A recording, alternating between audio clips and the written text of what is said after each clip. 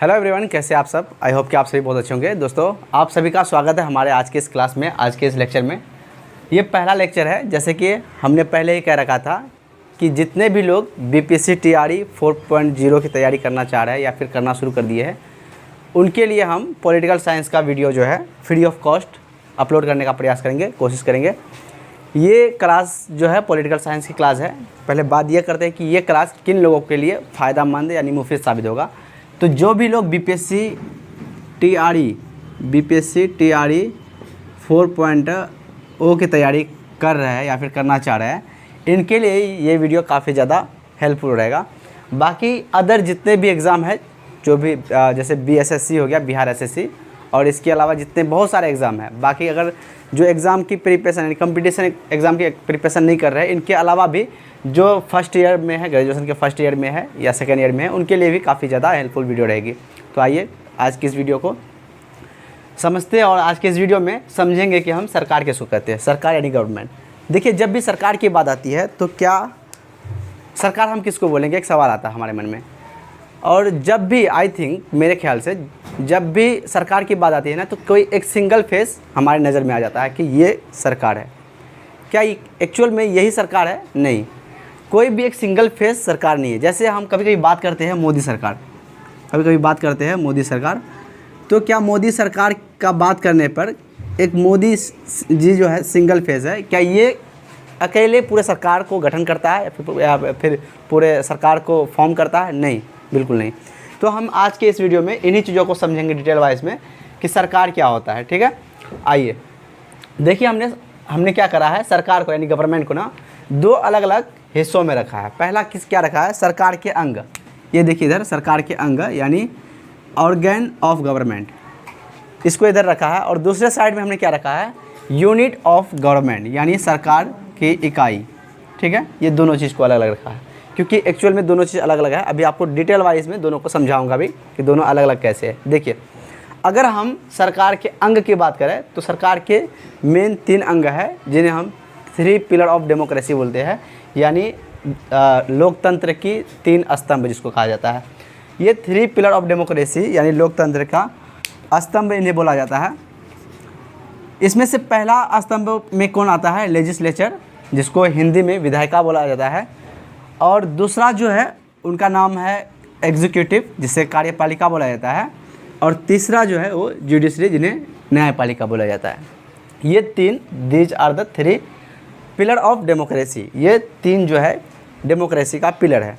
अब देखिए, लेजिस्लेचर मतलब क्या होता है, विधायिका मतलब क्या होता है। विधायिका का मानी होता है कि एक ऐसा ग्रुप या फिर एक ऐसा संस्था जो कानून बनाने का या कानून निर्माण करने का काम करता है। इसको समझिएगा, विधायिका का मानी एक ऐसा ग्रुप जो कानून बनाने का काम करता है। ये अब सवाल आते हैं कि कौन कानून बनाता है हमारे देश में। ऑफ कोर्स देखिए, ये 2 लेवल पे होती है। पहला कौन सा होता है, यूनियन लेवल पे होता है, केंद्र लेवल पर, और दूसरा स्टेट लेवल पे होता है। हमारे देश में ये 2 लेवल पर है, पहला यूनियन लेवल पर और दूसरा स्टेट लेवल पर। यूनियन लेवल पर जो है, यूनियन लेवल पर रहने वाले लेजिस्लेचर जो है, इन्हें हम पार्लियामेंट बोलते हैं। पार्लियामेंट बोलते हैं इसको हम, जिसे संसद कहा जाता है। और स्टेट लेवल पर जो है उन्हें विधानमंडल कहते हैं, हम लोग विधानमंडल कहते हैं इसको, विधानमंडल कहते हैं। इनके बारे में हम खास करके लेजिस्लेचर के बारे में एक वीडियो अलग से बनाएंगे, जिसमें हम उस क्लास में केवल और केवल लेजिस्लेचर को ही डिटेल वाइज में पढ़ेंगे। उसका कितना क्या क्या है और कौन कौन सा हाउस है, लोकसभा किसे कहते हैं, राज्यसभा किसे कहते हैं, और इसके अलावा राज्य स्तर पे आ जाएगा तो अलग अलग जो हाउसेस है, 2 हाउसेस, वो कौन कौन सा है, उनमें हम डिटेल वाइज बात करेंगे। खैर, अभी इससे आगे बढ़ते हुए हम एग्जीक्यूटिव पे आते हैं। एग्जीक्यूटिव मतलब होता है कार्यपालिका। जैसे ही कोई कानून बन जाते हैं ना हमारे देश में, अब वो कानून बन करके तो तैयार हो गया। जैसे मान लीजिए कोई कानून, मिसाल के तौर पर किसी भी कानून, जैसे एक 3 तलाक के बारे में कानून बना था, ओके फाइन। इसका काम क्या है, जैसे लेजिस्लेचर ने कानून बना दिया 3 तलाक पर कि ये कानून है, या कोई भी कानून ले लीजिए आपने, हमारे देश में मॉब लिंचिंग पर कानून बना है हाल ही में, और हिट एंड रन पर कानून बना है। तो कोई भी कानून बना दिया ना, अब इस कानून को, बना हुआ कानून को एग्जीक्यूट कौन करवाता है, यानी पालन कौन करवाता है, लागू कौन करवाता है। तो ये लागू करवाने का, पालन करवाने का काम जो है, एग्जीक्यूट करवाने का काम जो है, ये कार्यपालिका का है, यानी जिसे एग्जीक्यूटिव बोला जाता है, ये कार्यपालिका का है। तो कार्यपालिका का मुख्य तौर पर काम क्या है कि कानून का लागू करवाना। जो भी कानून बन गया, इन्होंने फॉर्म कर दिया, इस कानून को बनने के बाद इसका काम रहेगा कि उस कानून को देश भर में और देश के हर नागरिक फॉलो करे, इस चीज़ के लिए वो एग्जीक्यूट करे, यानी इस चीज़ के लिए वो लागू करवाए। ठीक, तो ये हमारे पहला और दूसरा हमने समझ गया क्या होता है। तीसरा अगर हम बात करें तो वो जुडिशरी होता है। इनका मानी न्यायपालिका होता है, हिंदी में से हम न्यायपालिका कहते हैं। जुडिशरी का मानी क्या होता है, जो भी कानून बन गया और निर्माण हो गया, मतलब निर्माण होने के बाद वो लागू भी हो चुका है, लोग उसको इम्प्लीमेंट कर दिया है, लोग उसको मान रहा, फॉलो कर रहा, लेकिन उस पर कुछ गड़बड़ी देखा जा रहा है। जैसे क्या कि वो उस कानून को सही तरीक़ा से मान नहीं रहा है, या फिर कहीं कहीं पर उसको मानने में गैर कानूनी तरीक़ा से चलना शुरू कर दिया। तो ये जो कानून बनी है और कानून फॉर्म होने के बाद लागू हो चुका है, इस लागू होने के बाद सही और गलत क्या कर रहा है, उसको समीक्षा करना या फिर उसका व्याख्या करना, ये काम होता है जुडिशरी का। जुडिशरी का मुख्य काम क्या है कि जो भी कानून देश भर में बन चुका है ना, उस कानून को कैसे लोग मान रहा नहीं मान रहा, उसका व्याख्या करना या फिर समीक्षा करना, ये जुडिशरी का काम होता है। देखिए, हमने ऑर्गन ऑफ गवर्नमेंट यानी सरकार के अंग के बारे में जान रहा है। हम इनको जानने के बाद 3 पिलर ऑफ डेमोक्रेसी यानी लेजिस्लेचर, एग्जीक्यूटिव और जुडिशरी, इन तीनों को भी समझ गए। आई थिंक कि ये तीनों चीज़ जो है काफ़ी अच्छे से क्लियर हो गया होगा। अब हम इसके दूसरे साइड चलेंगे, दूसरी ओर चलेंगे। इधर हम सरकार के अंग पढ़ा, इधर हम सरकार के इकाई को पढ़ेंगे। ठीक, देखिए, अगर हम सरकार के इकाई की बात करें तो सरकार की इकाई को इंग्लिश में यूनिट ऑफ गवर्नमेंट बोला जाता है। इसमें क्या होता है समझिए, इकाई यानी सरकार है ना, सरकार ऊपर पे बैठा हुआ जो एक यूनियन लेवल पर, क्या एक सरकार वहीं से बैठ करके पूरे देश भर को चलाना चाहे तो चलाना मुमकिन है क्या? आई थिंक कि बिल्कुल नहीं है। क्योंकि अब देखिए, एक देश है, अगर हम पूरे देश को समझाएं, देखिए अगर मान लीजिए ये मैप जैसे तैसे आप समझ लीजिए कि इंडिया है, ओके, इनके अलग अलग बहुत सारे डिफरेंट प्लेसेस पे अलग अलग प्रोविनेंस क्षेत्र है, जैसे हम स्टेट बोलते हैं। अब इस स्टेट में भी अगर मान लीजिए हम बिहार को लेते हैं, यहाँ पर बिहार है, बिहार में भी देखेंगे तो यहाँ 38 ज़िला है। अब इस ज़िले में भी देखेंगे, अगर मान लीजिए एक कोई पर्टिकुलर डिस्ट्रिक्ट को लेते हैं अररिया, इसमें भी 9 ब्लॉक है, 9 ब्लॉक है। उस ब्लॉक में भी हर ब्लॉक में कई सारे पंचायत है और उस पंचायत में भी कई सारे वार्ड है। अब मान लीजिए कोई भी समस्या वार्ड लेवल पर हो रहा है, यहाँ पर वार्ड लेवल पर, मतलब सबसे छोटे नीचे स्तर पर, ये समस्या जाते जाते यानी इस समस्या की सुनवाई ऊपर में करना है, ऊपर बैठा हुआ सरकार को करना है, सबसे ऊपर बैठा हुआ सरकार को। ये समस्या अगर यहाँ तक जाने लगे तो इस समस्या का समाधान करवाते करवाते यानी इस समस्या का पहुँचने तक, यहाँ पर जब तक पता चला इस समस्या से जूझने वाले लोग, इस समस्या से सफ़र करने वाले लोग, यहीं पर इनका डेथ हो जाएगा, जब तक इसका उम्र ही ख़त्म हो जाएगा।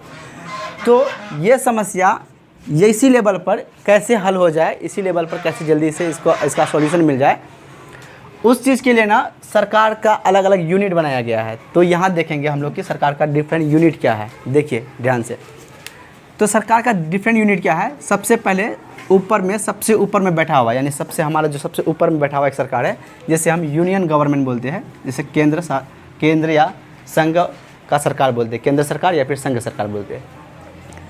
अब जैसे हमने यहाँ पे मैप के थ्रू बताया कि ये पूरे यहाँ से यहाँ तक जिसका पूरा का पूरा पावर जो है ना देश भर में रहे, वो हो जाएगा यूनियन गवर्नमेंट यानी केंद्र सरकार। अब इसके डिफरेंट जो स्टेट्स है, अब इस स्टेट्स में यानी राज्य में जिनका मतलब पावर चले या फिर वहाँ का देख रेख करे, वहाँ का केयर करे, लोगों का देख रेख करे, कहाँ पर क्या हो रहा नहीं हो रहा, सिस्टम कैसे चल रहा नहीं चल रहा, इन सारे चीज़ों को देखने के लिए ना स्टेट लेवल पर सरकार होती है, जिसे हम राज्य सरकार बोलते हैं। ठीक, अब इसके और करीब जाएंगे, जैसे हम वार्ड लेवल पर चले जाएंगे, पंचायत लेवल पर चले जाएंगे, यानी सबसे नज़दीकी स्थानीय जिसको बोलते हैं लोकल में, इसको हम लोग लोकल गवर्नमेंट बोलते हैं। मतलब सरकार के 3 अंग है, इकाई बोलेंगे तो 3 इकाई है। पहला यूनियन गवर्नमेंट, दूसरा स्टेट गवर्नमेंट और तीसरा लोकल गवर्नमेंट। यूनियन गवर्नमेंट को केंद्र सरकार बोला जाता है, स्टेट गवर्नमेंट को राज्य सरकार बोला जाता है और ऐसे ही लोकल गवर्नमेंट को स्थानीय सरकार बोला जाता है। अब आगे हम लोग डिटेल वाइज सब चीज़ को पढ़ेंगे, जैसे यूनियन गवर्नमेंट का वर्क क्या है, कैसे काम करता है, मंत्रिमंडल क्या है, कैसे वो मंत्रिमंडल किस किस तरह का काम को संभालता है, उसकी जिम्मेदारी क्या होता है, इन सारी चीज़ों को पढ़ेंगे। स्टेट गवर्नमेंट को भी पढ़ेंगे। स्टेट गवर्नमेंट में मुख्य चेहरा किसका होता है और किसके पास किसके हैंड में पावर होता है, और इसके भी जितना मंत्रिमंडल में कौन कौन से मंत्री है, मिनिस्टर्स का काम क्या है, इन सारे को भी पढ़ेंगे।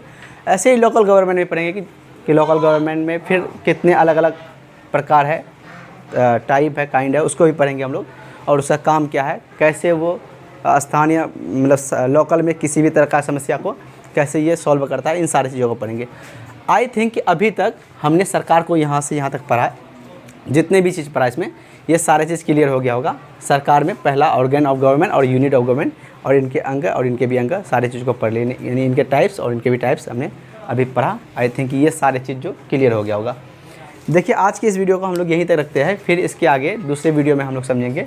पहले तो लेजिस्लेचर को समझेंगे, फिर आगे चलते चलते अगले नेक्स्ट टॉपिक लेते हुए हम जल्द से जल्द कवर करने का प्रयास करेंगे। आई थिंक ये बहुत अच्छा से क्लियर हो गया होगा, और इनका नोट्स बनाते हुए चलिए, अच्छा से समझते हुए चलिए। लास्ट में जैसे ये टॉपिक ख़त्म होगा सरकार से रिलेटेड कई सारे क्वेश्चन हम आपको इन्हीं बोर्ड पे लिख करके या फिर किसी दूसरे माध्यम से आपसे पूछेंगे। देखते हैं आप कितने सारे क्वेश्चन को सॉल्व कर पाते हैं। हमारे साथ अब तक बने रहने के लिए आपका बहुत बहुत शुक्रिया। अगर ये वीडियो आपको अच्छी लगी है तो वीडियो को शेयर करें, दोस्तों में भेजें, ताकि उन्हें भी फ़ायदा पहुंच सके। और याद रखिए कि अगर free of cost political science को पढ़ना चाहते हैं और समझना चाहते हैं तो हमारे साथ जुड़िए, इस चैनल के साथ जुड़िए, इस चैनल को सब्सक्राइब कर लीजिए और बेल आइकन को भी दबा लीजिए, और वीडियो को भी शेयर करने में हमारे मदद कीजिए। बहुत बहुत शुक्रिया। Thank you so much.